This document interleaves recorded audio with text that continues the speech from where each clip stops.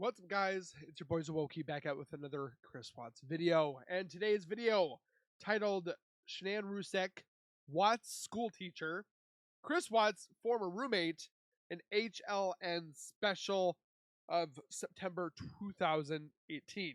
Now, apparently, the person that sent me this says that I have not seen certain things in this video. Call me intrigued.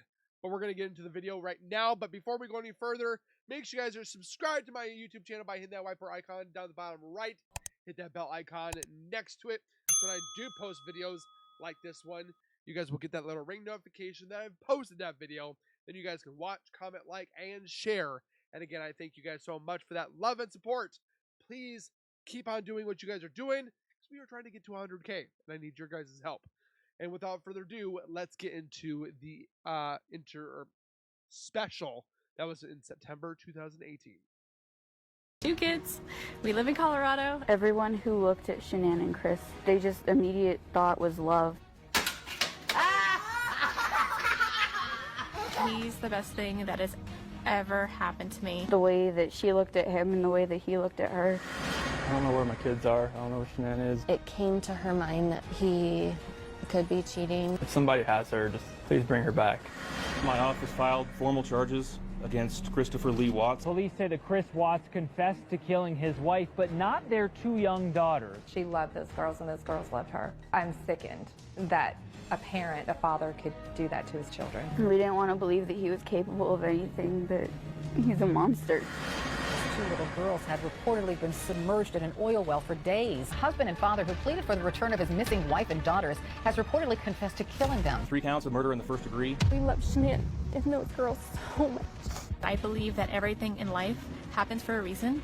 Then I met Chris. When she walked in the room, it was just like sunshine. Drone search spotted a bed sheet that matched a set found in Chris Watts' kitchen trash can. Chris claims he went into a rage seeing his wife perform such actions. Chris Watts, accused of murdering his wife and 2 young daughters, his own flesh and blood. I stuck around because he was the one for me. When somebody is not faithful to the partners realize that the relationship cannot be sustained. There is one key detail that police say that Watts left out, that he had been having an extramarital affair with a coworker. Chris Watts has had relationships outside of his marriage with... And then sits there and tries to blame Shanann like she was the one that was being unfaithful, you hypocritical prick. Both men and women. The Frederick Police Department received a missing person call just before 2 p.m. on Monday. He just kept saying he didn't know where she was. I left work early that morning, like 5:15, 5:30. A man claims that he had an affair with Chris Watts. He messaged me. It seemed all very innocent. And you know what's funny is that Troy Bolton is cousins with the woman that they just had the funeral with, of that woman's mother passing away. Yeah. Apparently, that's what's messed up. Tell you what. First. He knew me at my worst, and he accepted me. Chris was very standoffish. Very insecure and kind of dorky guy. Well, come over. You're sitting right here. I'm right here. Weirdo. I always wondered why he was so quiet. This house is not complete without anybody here. He just didn't seem like the type of guy to injure a fly. They had the hearts of angels and the souls of angels. I can't believe that they're gone. Chris Watts is checked every few minutes to see if he's still alive, and his cell has been stripped of anything dangerous. He wasn't being as attentive to the girls as he normally is. All this, as friends reveal, he'd begun to change right before the murders. Did she suspect he might have been cheating?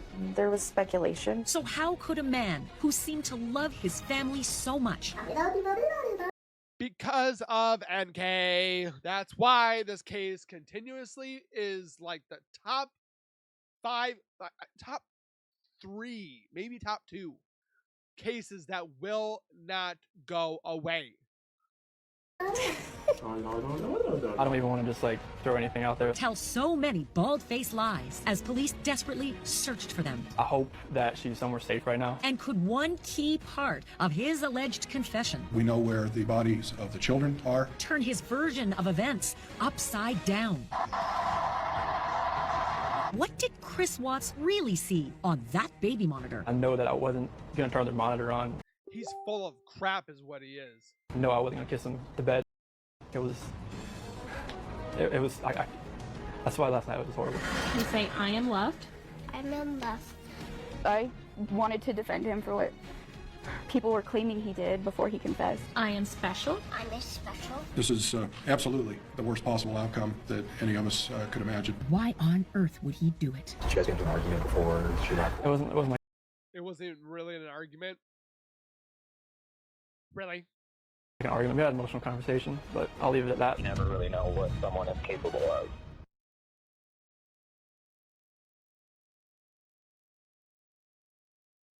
Thank you so much for being with us tonight. First and foremost, may I Former roommate. Okay, interesting.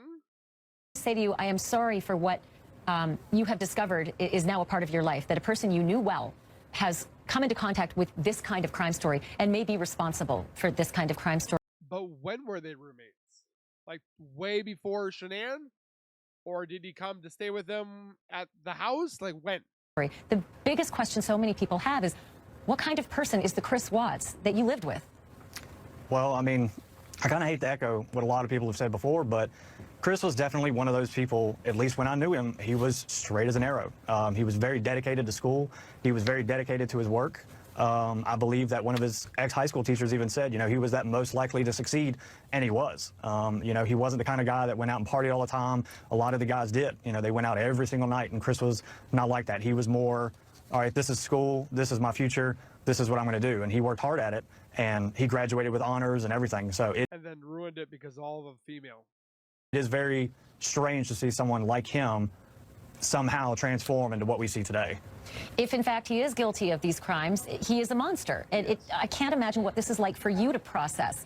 What are you thinking about as you start to understand what's happened in Colorado? I mean, for me personally, I can't say that it really has affected me personally. It's not like I now sit there and think, well, wow, maybe I was in danger back in the day. You know, I've never had that thought enter my mind. There was never anything in his past that would have alerted me in any way, shape, or form to this kind of behavior. So, I mean, it's definitely gotten a lot of us who have not talked to each other in a long time talking. A lot of my fellow classmates, we've all started talking, and we're all on the same page. No one gets it. Everyone is kind of like, this came from left field. This isn't who we knew. You know, we don't know what to make of it. So, I mean, that's how it makes me feel. It's very confusing, and it's very inquisiting as to what could have caused Chris to go from the person who I knew to this person that we've seen. So, I mean, you all were in the school together. Lust. Greed. In 2004, that's only 14 years ago. It's really not that long ago. Did you stay in touch with Chris Watts? Were you Facebook friends these last decade and a half? We were not. So after we finished school, we both worked together at the same dealership. And then after that, I shortly realized that automotive was just not my cup of tea. I was very good at it in school, but not in practice. So I actually chose a different career path. And when I did, I ended up having to move.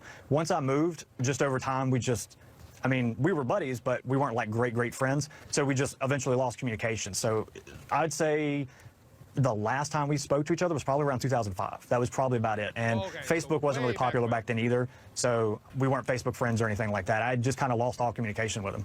What about the rest of the friends? I'm so fascinated to hear you say that you've all reconnected over this, because it's just so jarring. It's so unexpected, and it's a bit earth-shattering to be connected to someone who's being accused of the things that Chris Watts is accused of. Did your friends mention anything about staying in touch with them? The friends that you all knew together at one point? No, I would say out of everyone in the group, I was probably the most connected to Watts. We had like a little clique when we all went to school, a small group that we kind of all hung out with. But out of everybody, I was probably the person who was most, I guess, bonded to him, you know, way of wording it. So no, once we all left school, I mean, it's not like we just didn't care about each other, but just over time, I only kept in touch with a very select few, you know, and that's how everybody was. So, also, to my knowledge, Richard, no. It sounds almost like, and correct me if I'm wrong, it sounds like nobody really stayed close to him. And does that speak a little to his character, to his personality? Was he a loner? Did he move off and kind of leave his old life behind? So Chris was quiet. He was pretty reserved, but not in like what I would say a negative fashion. He was not the kind of guy who's just going to walk up to you and introduce himself and try to make friends. He was more of the kind of guy who you'd become friends with out of like happenstance. We were obviously friends because we were in classes together, and that's how we ended up meeting. He very, very rarely went out with us, so maybe that contributed to it. You know, he wasn't as tight-knit with anybody else, but he was pretty shy, very, very reserved. It sounds like he just kept to himself a lot, obviously, like we know. But he did that to himself. Like, he was the cautious person. And it wasn't Shanann that did that to him. He was already that way. So for those Shanann haters, they're like, oh my gosh, Shanann suppressed them, Shanann ruined his life, and Shanann did. He was that way before he met Shanann. Shanann didn't do it. Like I said, very dedicated to what he was doing at the time and very hard on himself. He wanted to get those good grades. He wanted to do well. So he would never do anything that would jeopardize that, like partying or going out drinking like some of the others may have.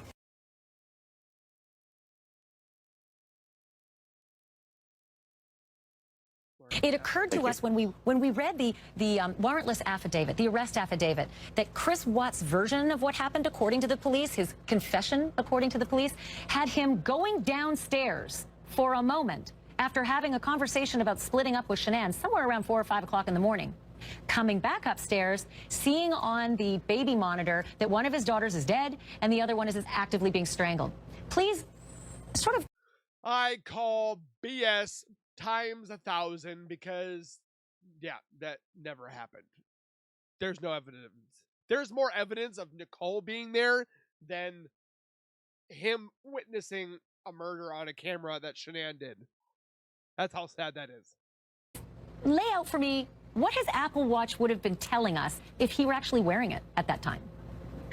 Well, from that description, probably not a whole lot. The Apple Watch will record step activity going upstairs. It will record the time that you did that. So if he was running up and down the stairs frequently, that would really show up. If he went up and down the stairs one time, it may show that one time to go up and down the stairs. But it's pretty significant, the cloud, and a save for posterity for us all to analyze our fitness activity for the last couple of weeks or months. Your fitness activity in the health app on your iPhone is recorded, and I believe that data is saved in the cloud under your own account. So that's pretty fascinating. If the prosecutors felt like it, they could assess all of the cloud-based information about Chris Watts' heart rate, his activity level, the staircases he did or didn't climb at the times he said he did. They could see all of this data because of the little spy hanging out on his wrist, if he was wearing it at the time. Correct. All right, so Marcel, that's the Chris Watts story and how it may have been logged by his watch. We also know that Shanann had this watch. And in fact, we know specifically that she had the Series 3. The Series 3 Apple Watch is specific because of that little red dot on the crown, right? On that image Correct. that we're showing? Yep. Right, the cellular version has the red dot. Okay, and on the picture that you see on your screen, you can see she's wearing that sticker. She's got the Lavelle patch on her hand, and right below that is the Series 3 watch with that red crown, correct? Correct. So this is the fanciest data collector of the series, right, of the Apple Watch variety. Could you tell me what it would tell? Listen, the story that Chris tells us, and Nicole Atkinson confirms that Shanann came home from her work trip at about 2 o'clock in the morning. Yep. She takes her shoes off at the door. She leaves her suitcase at the base of the staircase. And if she's got that watch on, she climbs a set of stairs. What else will that Apple Watch tell us about the story that Chris tells us? That they were awakened at about 4 or 5 in the morning, had a conversation, and she went and killed the kids. She probably never even had her watch on to begin with that morning. Well, the Apple Watch, to set the stage first, the Apple Watch is very accurate when you have it in exercise mode. So it can track your exact location where you go on a run, your exact heart rate continuously, all that sort of thing. If the Apple Watch is not in exercise mode, it periodically scans your heart rate, your activity level, that sort of thing. So if you become more active, it starts to become more, it monitors it more. So in theory, if she suddenly had elevated heart rate, if her emotions become more manic, whether she's either attacking someone or being attacked, that type of data could be logged. So in theory, it could show steps, it could show elevated heart rate, increased activity, all of that. And so what you would have to assess if you're just looking at bare numbers that, again, are logged in the cloud, and they're on the watch, too, because the Series 3 keeps this data on the watch for about 30 days. Now, we are outside of the 30-day window, so I sure hope that the prosecutors and the detectives in this case so only stays on for 30 days in the cloud? You know, mind every piece of electronic information that these pieces of equipment would have yielded prior to the 30-day expiration. But I do understand, and correct me if I'm wrong, Marcel, that even after the 30 days, if your watch is in proximity with your phone, and we have no reason to believe that Shanann was anywhere farther from her phone than a room or two, right? She's in her house, apparently, when all these killings happen. So the phone would have pulled that information off her watch as she's having something done to her or is doing something to someone, and would have thrown... But if she woke up after they were talking or whatever, she had her phone, or she had her watch on the nightstand. but then her phone is what was found in the couch. So she wouldn't have had it on during the struggle. Thrown it up into the cloud for posterity, correct? Correct. The watch, as long as it's on the same Wi-Fi network, should transmit that data to the phone. Okay, so a couple of other questions about Shanann's activity. An activity level really shows your heart rate, right? It shows motion and heart rate. Okay, motion and heart rate. Let me just spitball for a second here. If Shanann was strangled in her bed and awoke to a strangling, what would this watch, if she's wearing it, what would this watch tell us? Elevated heart rate, oxygen level, stress patterns. I mean, the list goes on and on. I'm not a professional. That's pretty much what's on your app or your phone in your watch. I don't know if I have my watch in here. I have a Samsung watch. I don't really use it very much. Yep. So I should probably use it a lot more, but these things have like so much information that you can get off of these for the health part of it. So if she had it on, they would have had a gold mine of information on here, but unfortunately she had left it down, and yeah, so.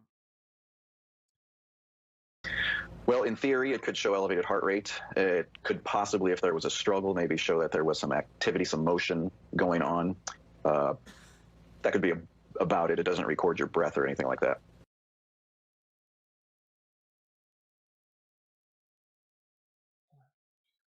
And tonight you've got yet another one of these forensic moments, forensic science issues that could be in this case. We thought of Alexa, and we thought of the iPhone, and we thought of all sorts of things, but we didn't think about how blood pools in the body and how time can tell you an incredible tale. I want to start with something that most of us don't know. It's liver mortis, not rigor mortis. It's liver mortis, and it's what happens inside your body with your blood when you die. Can you just give me the really quick Reader's Digest explanation of what happens with liver mortis? Sure, Ash. Our vessels in our body I've never heard of liver mortis.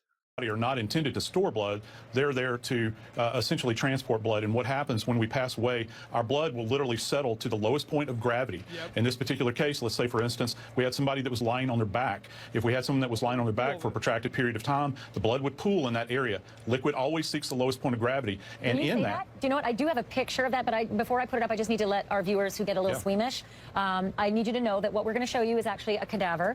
This is a cadaver used in science. This was something studied at the University, Indiana University. And so the picture you're seeing is of a person that seems to show exactly what you're telling us. Joe, can you see your monitor and explain it? Yeah, absolutely. I'd be glad to. That purple area that you're seeing there detailed in this image is actually the settling or the pooling of blood in that particular area. Those white kind of blanched out areas that you see there, just think about it this way. Those areas are the areas of contact where the body, the entire weight of the body is being essentially supported in those particular areas. Pressure. Absolutely right. So now, why I'm getting into this is not because it's fascinating science, but this actually can give you a timeline because all of this happens. It begins to show in the first 20. So they would do a timeline on Shanann. I don't think they could have done it with the girls. 20 to 30 minutes after you die, correct? Yeah, absolutely. It does. And that's one of the reasons as a medical legal death investigator, a former medical legal death investigator, I'm so heavily dependent upon liver mortis because it's only gravitationally dependent. It's not dependent upon environmental temperatures. Gravity is pretty much constant everywhere in our world. Okay, so, and you call it liver mortis. I think I called it liver mortis. It's my bad, right? No. Some people say postmortem lividity. Sorry, guys. I had it sped up there. I apologize. So, okay. I knew about lividity, yeah. So I'll call it liver mortis because that's your term. But here's where it gets extremely interesting to this case. Yeah. If it begins showing up 20 to 30 minutes after you die, it actually locks in and stops in the pattern, which will be its final pattern after about 8 to 10 hours. Is that correct? It's fixed at that time? Yeah. People are always asking. So, I mean, the blood doesn't move anywhere. It can't go anywhere because your heart's not pumping anymore. So... how do we tell time since death or postmortem interval? And the fascinating thing about this is a static marker that we have, Ash. It goes out to about 8 to 10 hours, and then it is fixed into that specific area, the interstitial tissue, where it is kind of bled out into the surrounding tissue. And once it's there, it's there. It's not going anywhere unless the body is moved prior to fixation. Okay, so now help me through, and this is a little morbid, but it's germane to the story that Chris has, according to police, told them, that sometime around 4 or 5 o'clock in the morning, he woke up, had an emotional conversation, went downstairs, came back up, saw something terrible on the baby monitor, one of his children dead and sprawled out on the bed, and saw Shanann strangling the other baby, and then went and strangled her. So if all of this... The reason why my face looks like this is because this is complete bullcrap. I almost said the S word. Holy cow. Almost said it. This has happened around 4 or 5 o'clock in the morning, we can only presume that there was a moment of breath catching. And again, all of this is if Chris's story is true.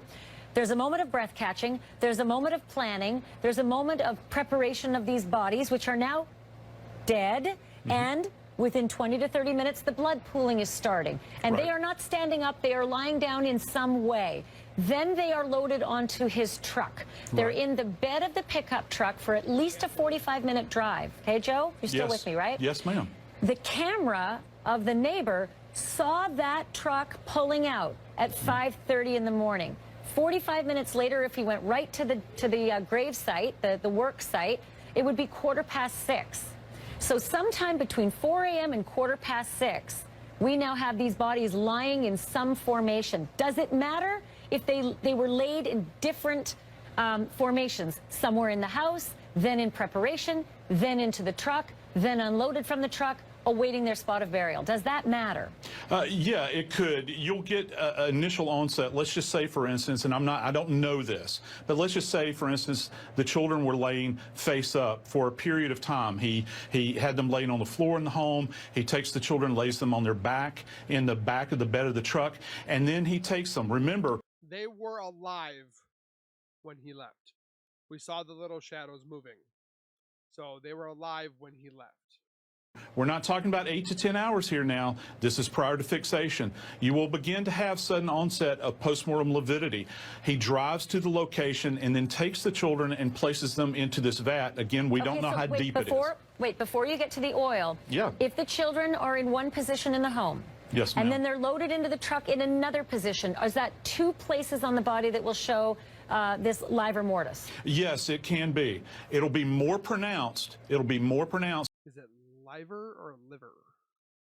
In the area in which they're dependently positioned. So you will have an initial onset, and then the position they finally wind up in, they'll be presenting like that. Potential DNA evidence of the neck. Why are they looking at the... I'm so confused. Because Chris said they weren't strangled, they were smothered. And then another one, he goes, he smothered them. It's like, well, because there's a big difference between strangle and smothered. Because you probably could get like DNA like this way, but more this way. Like, I don't know. I'm not a forensic pathologist or forensic specialist, so what would I know? Joining me now, Joseph Scott Morgan is a certified death investigator and a professor of forensics at Jacksonville State University. Joe, I've got to ask you something. The pattern, if there is one, and we don't know because the autopsies are who knows where right now, but the pattern that's found on those little girls' necks, if in fact they were strangled, would the finger patterns be traceable to one size hand or another, a man's or a woman's? Yeah, let's clarify this, Ash. The idea here is that what we would be talking about are areas of hemorrhage on the outside of the neck. It would have to be a rather forceful grip to the point where you would create hemorrhage that would contuse the area to the point where maybe you could say with some reasonable certainty that this would have been created by an adult. That is about as far as you could go with that. Now, the one thing that we have to be aware of is if there is contact with the porous skin, okay, with the porous skin, they can utilize one. Is that why they took his handprints? Because they took handprints, they took footprints, they took DNA swabs, like, but did we see that with an MK? No.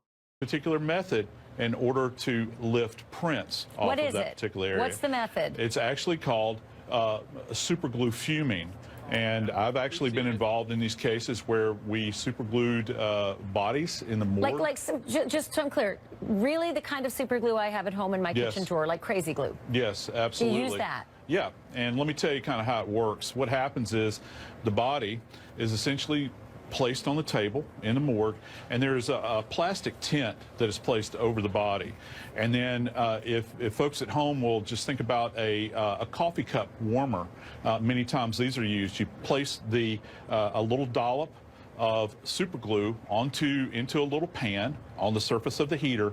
It fumes that area. Essentially what happens is the glue converts over to a gaseous state, and then it begins to settle.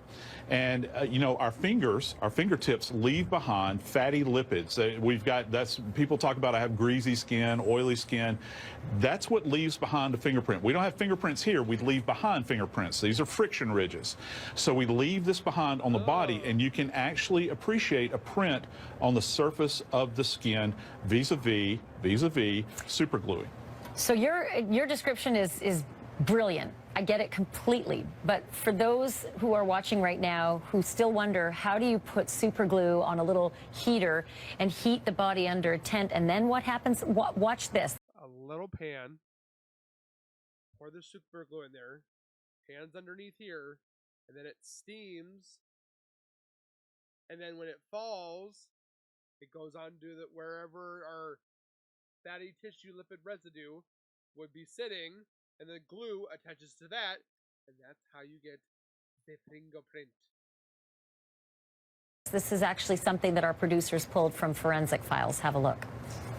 And if we needed better evidence of what a clear image of that kind of print looks like, we found a couple of them.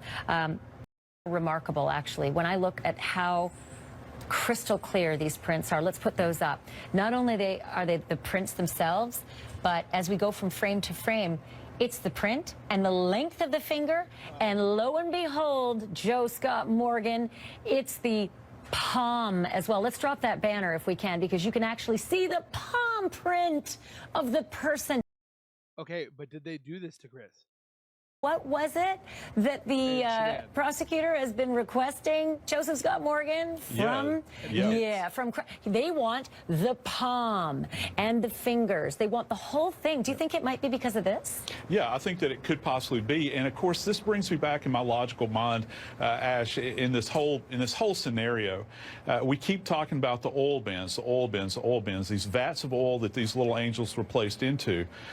My problem with this is these bodies would have to be cocooned in some way. That means contained within plastic bags, for instance, or wrapped in something that would have preserved this evidence. We're talking about things like touch DNA and latent prints and all that. These things are very, very fragile, Ash. And they probably didn't do it. Mark, I couldn't help but notice something very curious in one of these prolific Facebook videos that Shanann Watts posted before she died. And I'm going to give a little background to you and our viewers as to what you're about to see. But it was Christmas time, and Shanann and Chris were dressed up as Santa and an elf. And the whole idea was that Santa would come to the door, surprise the girls, ask what they wanted, and give them some gifts. Shanann, all the while, was going to videotape the whole thing, actually broadcast it live, Facebook Live, and then take still photos on Chris's phone. Only problem was Chris, dressed up as Santa, had forgotten his phone in the garage. So Shanann had to walk through the house and open up the door to the garage, at which point we heard in crystal clear fashion what the security system in that house looked like and sounded like. Have a look at this. What? I gotta get the phone. This is hard. As one parent. I gotta get the phone so I can get pictures. Hold, please. My husband. Oh. Interior, garage, door. So was this part on the Vivint system? Huh. I need to find out about that security system again. My husband's a genius. Doesn't listen. Oh, it's cold.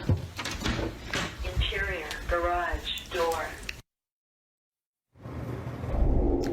Mark, that couldn't have been lost on you. She opened the door from the house to the attached garage, and which, when Chris was gone, when he left, that garage door interior garage door opened multiple times while Chris was gone. How? You heard it twice. Interior garage door. My question to you is, do all of those door openings get logged somewhere? It's on you. She opened the door from the house to the attached garage, and you heard it twice.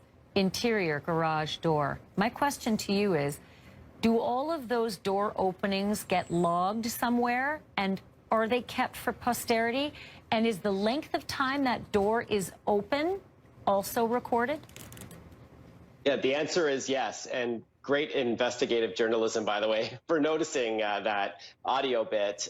So when you use one of these smart garage door openers or even a front door smart lock, you can remotely lock and unlock the door, or if someone else does, see the timeline of when that was locked or unlocked. So where's this information? Locked, and how long the door was open for. So let's get that information. yes, you could find out how long that garage door was open for. So this is what the authorities are using, along with other technology they had in the home, like Amazon. It's not in the documentation. Alexa, a video baby monitor, smartphones, to build up that timeline and see if it gels with. Plus the sensor that was in the living room, that would have picked somebody coming down the stairs. That vivid flippin' system, man. We need to get somehow connected to the information that was in there. In the house, that night, that morning. With Chris's story. So let me ask you this. If Chris Watts' story is true, and I have a real tough time believing it because it just seems crazy. Yeah. But let's give him the benefit of the doubt. If his story is true, and he woke up and had some emotional conversation with Shanann at 4 or 5 because he told those 2 different stories to 2 different officers, and then ultimately all of those deaths happened. 2 of them, as he says, at her hands, and 1 of them at his hands. And then he says he loaded those into his car, which had been backed into the garage, that's caught on camera, and then drove off. Well, presumably then, that door from the home to the garage would have to have been open for a length of time after 4 or 5 a.m. in order for him to drag 3 bodies and load them into his truck. That door would have to be open, or several times in a row open at 4 or 5 a.m. So, for instance, if that's not what happened, and if Chris, say, killed Shanann as she came home from her work trip at 2 a.m. and loaded those bodies then, that would all be logged, and the security company could actually be subpoenaed, and those records could be looked at. How many times and at what time and for how long was that garage door to the house opened and closed? So we know we could have tell what the garage door was open for how long. We would have been able to tell the interior garage door that was open. What about the sensor in the front living room? The sensor in the basement? The sensor in the back living room? And then the sensor that was in, I think it was the garage. Because they said he had like 4 or 5 sensors throughout the house. So, also, if he would have went through the front door, I think we would have been able to hear the front door open, back door open, back, like, door closed. Yeah, that's exactly right. And I spoke to Vivint today, by the way. They're the security company that the Wattses used for their doorbell, their video doorbell, and their garage door opener. And that a couple weeks before we're having issues. Other technologies, all on the same network, by the way. It's a separate network. That's not your regular router. But yeah, they said that if they saw the right court orders, if there was a search warrant, they would work with the authorities to hand over that data. It is encrypted, though, originally. So that means that it's a direct communication between you as the homeowner and that technology. And you can call that up anytime you want. But you could also choose to share that data. If he wanted to share the video footage or that garage door data to somebody else, he could.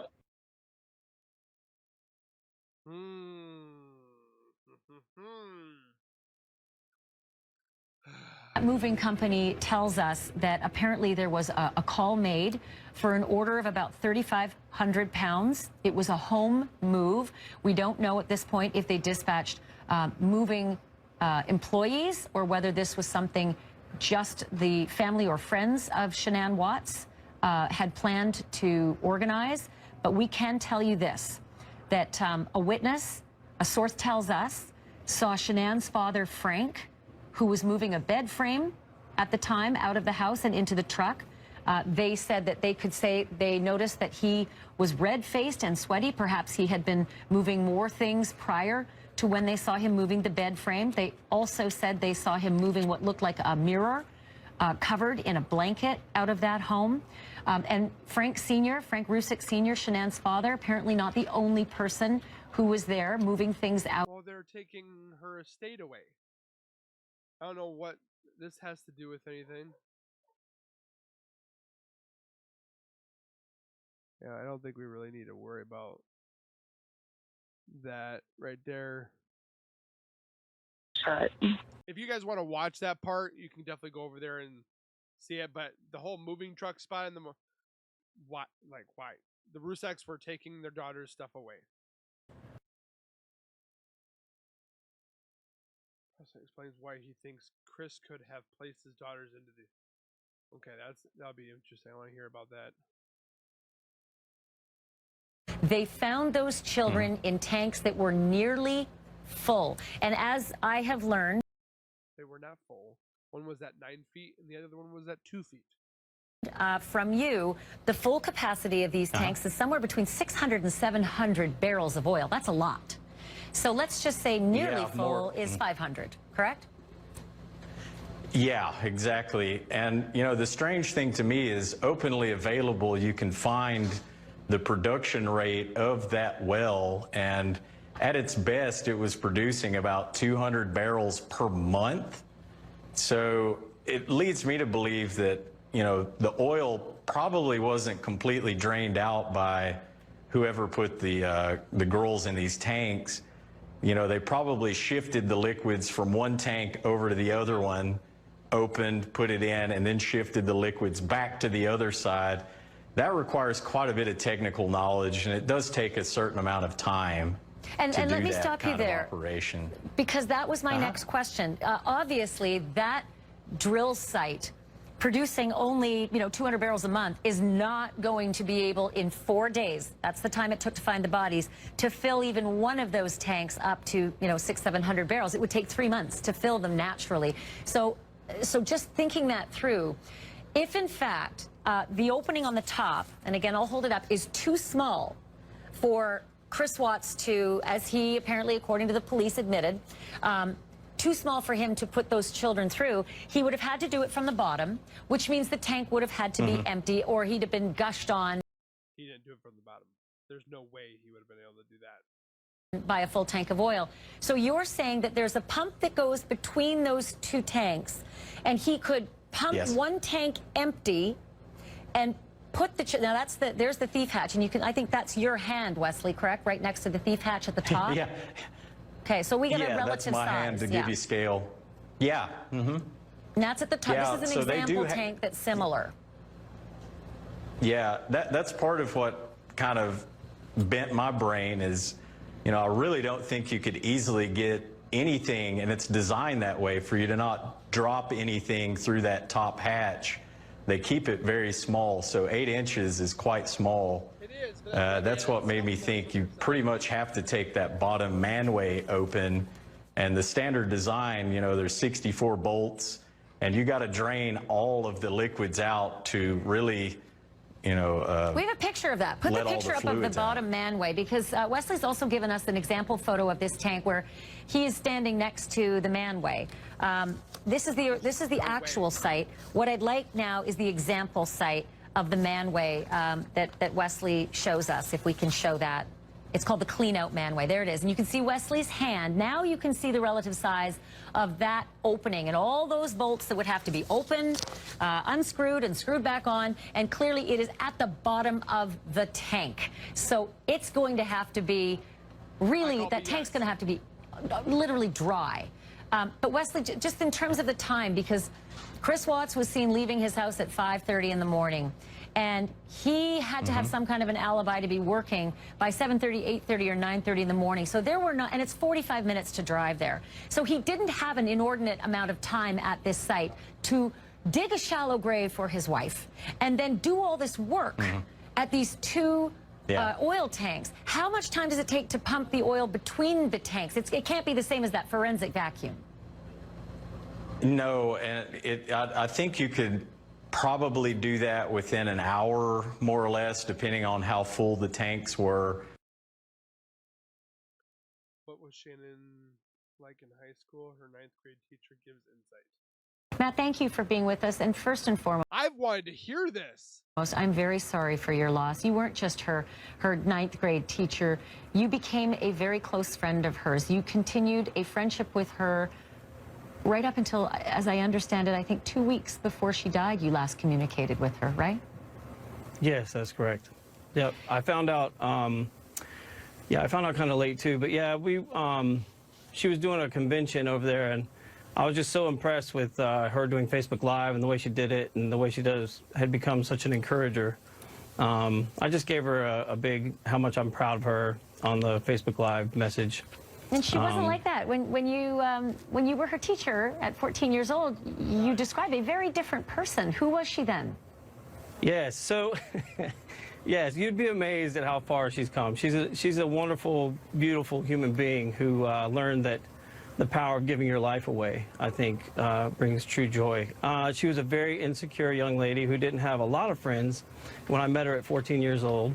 But she was brave enough to sign up for beginning acting, and I think that's where she made a big mistake. Well, tell me about that.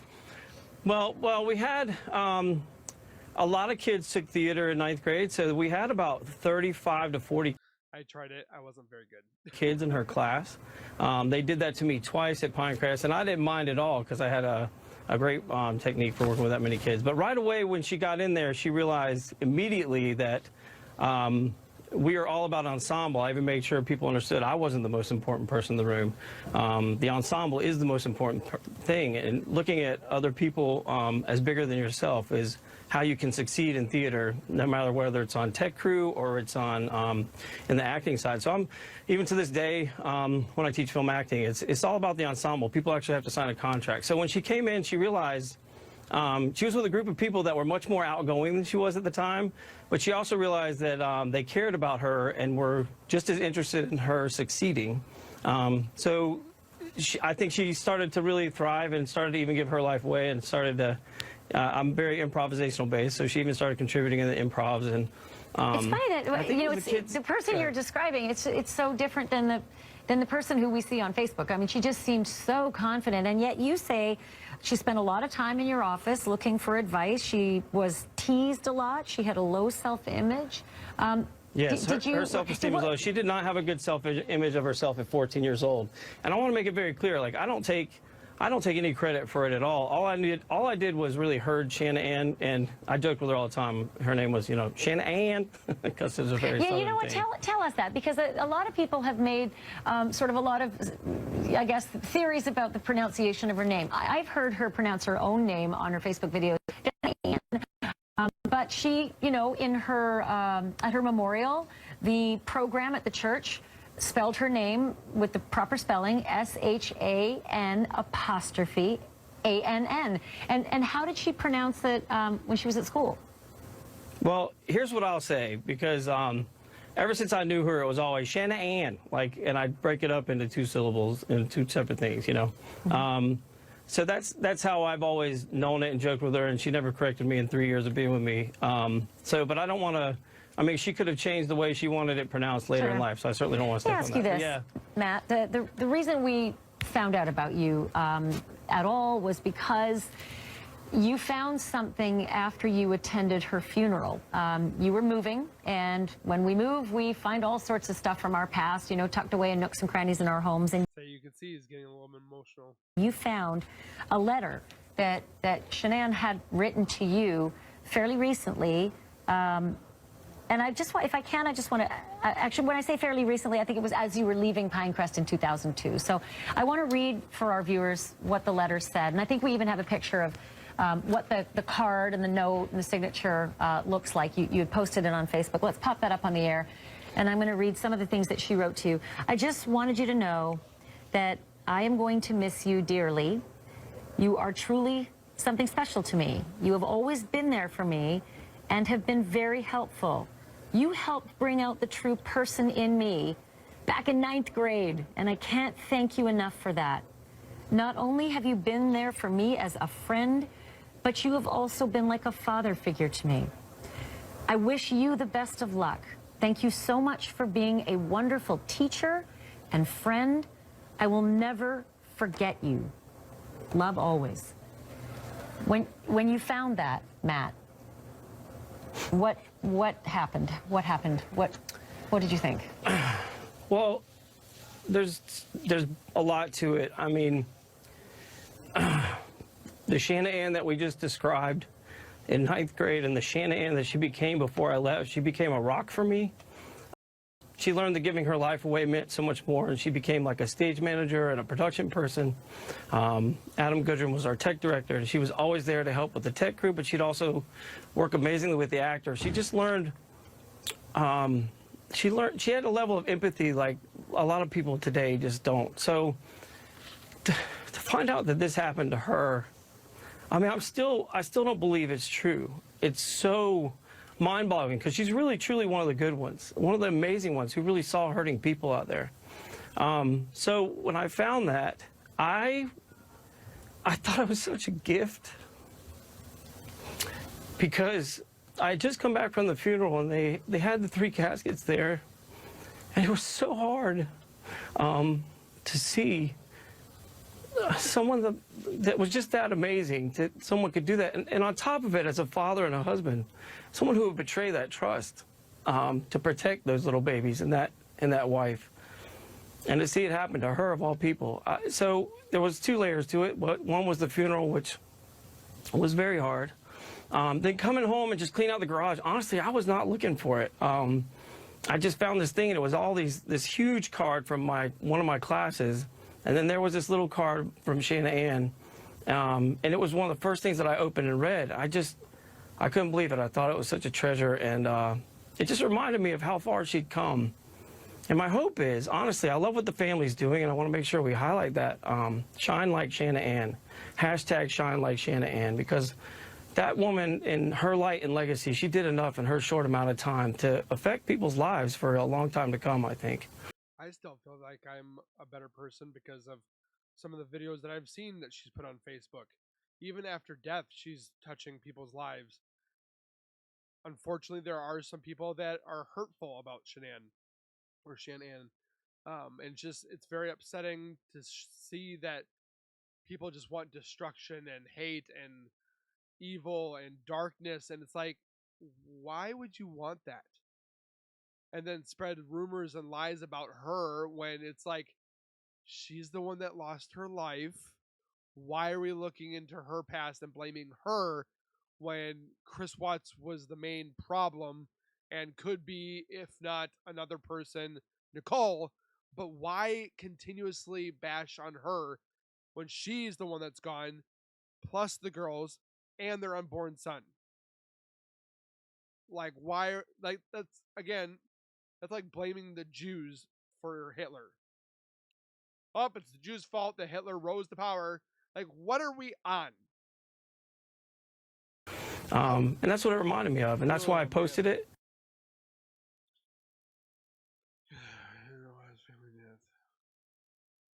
Sean Larkin gives his analysis. You know, there is a lot to break down in the Chris Watts murder case because it all seems to have come out of the blue. And connecting the dots is, I mean, it's tough. But we have a team of thousands of you working on this mystery, dropping new possibilities every hour on our Facebook page. And I've got a really good question from Sharon Noel, who asks this. Do you think the family has come back to Colorado to be told some things in person before the autopsy is made public? The district attorney may want to spare the family shocking details before the public. Sharon, that is a great question, and we do know, what David Beller just said is that they do work with the family. They do consider the family a very important part of the process, and they do tell them things before they do tell us. But there's this critical issue on this. Shocking details, spare the family. The family's hurting, Sticks, but I can imagine. Cops, I mean, this is what you do, and you guys are not robots. You're human beings, you're dads. I can't imagine what your fellow officers have been going through, especially at that site. Right. Well, one thing I also want to talk about is the district attorney's office. A lot of the district attorney's offices actually have victim witness centers. So they have victim and witness advocates there that deal directly with the families. Something of this magnitude, I'm sure the district attorney himself is talking directly with the family, but there's always somebody appointed to talk to them as they're going through this, so they're not blindsided in the public by anything. But as far as us in law enforcement, we're fathers. I'm a father. I've been a police officer 22 years now, and during that time, I've been to a lot of shootings, a lot of homicides, including a year early in my career where I worked in our major crimes homicide unit. And so we respond to every unnatural death, a suicide, a homicide, a drowning, car crashes, an airplane crash even during that year. And I don't want to say you numb yourself to these type of things, but there are those that actually stick with you. And for me, it was actually one involving a child during that year. So this will stick. Exactly. So the officers that are out there, I mean, that's why these agencies have counselors for the officers as well. And I wouldn't doubt that these counselors, especially the ones who had to go to that rig, to those tanks that day, would undoubtedly need someone to talk to about this, because it is just beyond the pale. It is. It's not what we expected. Very interesting. Like, there's some stuff in here I was like, wait a minute, but I don't know if it's 100% true. This was freshly out in September, so they probably didn't know everything that we know at this moment. But let me know your guys' thoughts on this special that was back in September. If you guys heard anything, caught anything. The big thing that I want to look into is those dang sensors. They must have tracked the front door being open, the back doors. The sensors went off. You could hear it. Front door or interior garage open. So that means they would have had it throughout the whole home, right? You can't just have one door. You'd have the back door, the front door. All that stuff would be intertwined. Did they find it? Did they look into it? Did they just take the evidence and just throw it away because Chris confessed? What is your thoughts? Please down below in the comments. And then don't forget to subscribe to my YouTube channel. And, of course, share with your friends. We'll see you guys in the next video. Please take care, be safe.